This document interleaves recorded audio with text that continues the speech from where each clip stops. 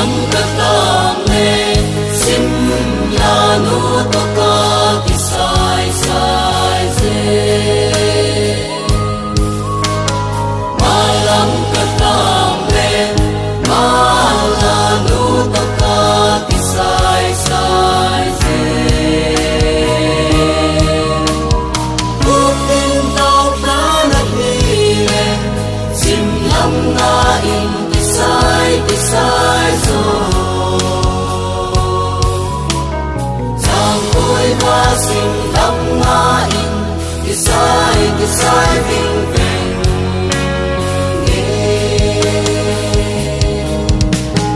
cuộc tình cao cả đẹp đi lệ mà lắm nga in ti sai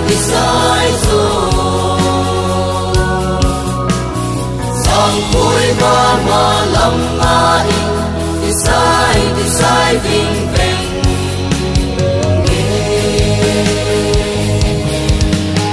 cuộc tình cao cả đẹp đi lệ mà lắm nga in ti sai rồi giang khôi hoa mà lắm nga in ti sai vinh vinh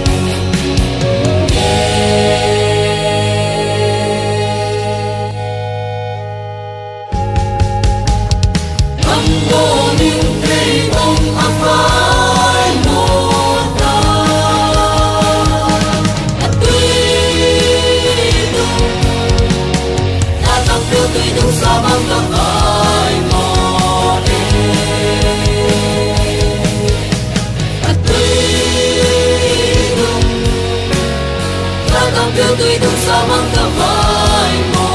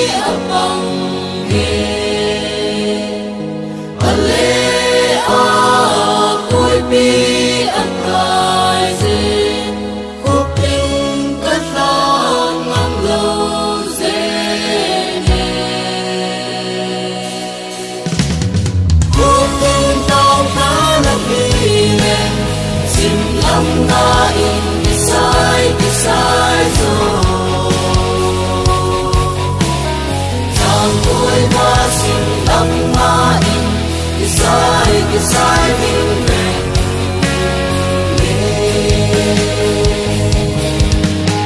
cuộc tình cao cả đẹp đi lệ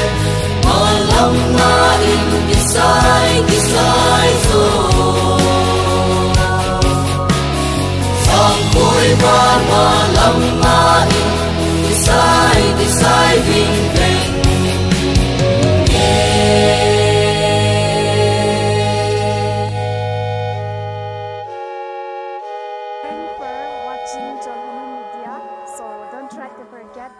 like, share, comment, and subscribe. Thank you.